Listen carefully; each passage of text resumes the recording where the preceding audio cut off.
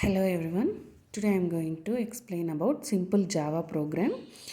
Okay, so here we have a class hello and one main method and system.out.println to print anything.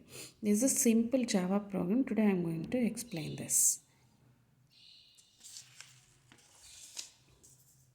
First of all, we'll see what is this. So class. So here class is a keyword and hello is the identifier and public static void is a keywords again.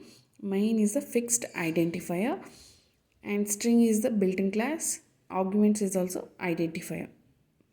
Okay, out.print.ln are the existing identifiers. So these are identified by the Sun developers. Here hello to all. This is nothing but the string letters.